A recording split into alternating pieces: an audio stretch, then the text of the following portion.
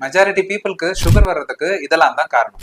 Sugar மெஜாரிட்டியா இருக்கிற people முக்கியமா பண்றது இந்த காலை உணவை சுத்தமா தவிர்த்துறது, ரொம்ப லேட்டா சாப்பிடுறது இல்லைன்னா இது ரொம்ப முக்கிய காரணம் இந்த சுகர் வர்றதுக்கு.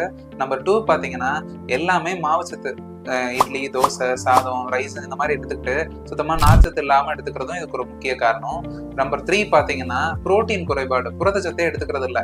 மீன், சுண்டல் இந்த மாதிரி விஷயங்கள்லாம் எப்பயாவது எடுத்துக்கிறாங்களே தவிர தினம் உணவுல இது இருக்கிறது இல்ல. இன்னொன்னு, நமக்கு பிசிக்கல் எக்ஸர்ஷன், தினமும் எக்ஸசைஸ், வாக்கிங் இந்த மாதிரி விஷயங்கள் எதுவுமே இல்லாம இருக்கிறதும் இதுக்கு ஒரு ரொம்ப முக்கிய காரணம். நம்பர் 5 பாத்தீங்கன்னா அதிகமான வெயிட்டும் இல்லைன்னா சுத்தமா மசிலே இல்லாம இருக்கிறதெல்லாம் சுகரை ஈஸியா அதிகப்படுத்த செய்யும். ஸோ இந்த விஷயங்கள்லாம் நீங்க அவாய்ட் பண்ணீங்கன்னா சுகர் வராம இருக்க உங்களுக்கு நிறைய சான்சஸ் இருக்கு. ஸோ இந்த சுகர் இருக்கிறவங்க ஹோமியோபதி மெடிசன்ஸ் எடுத்துக்கும் போது உங்களோட சுகர் ரேஞ்சை, அதாவது லெவல்ஸை குறைச்சிக்கவும் முடியும். திருப்பி இந்த சுகர் லெவல்ஸ் அதிகமாக வரதையும் குறைச்சிக்க முடியும். ப்ரீ டயபெட்டிக் ஸ்டேஜ்ல இருக்கவங்க ஹோமியோபதியில ஒண்டர்ஃபுல் ரிசல்ட்ஸ் இருக்கு.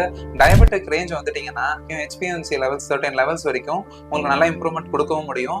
கூட சேர்த்து உங்களோட லைஃப் ஸ்டைல் சேஞ்சஸ் எல்லாம் சேர்த்து எடுத்துக்கும் போது ட்ரீட்மெண்ட் தேவைன்னு நினைக்கிறவங்க ஸ்கிரீன்ல தெரியல இந்த நம்பருக்கு கால் ஆர் டெக்ஸ்ட் பண்ணி உங்க அப்பாயின்மெண்ட்டை புக் பண்ணிக்கோங்க.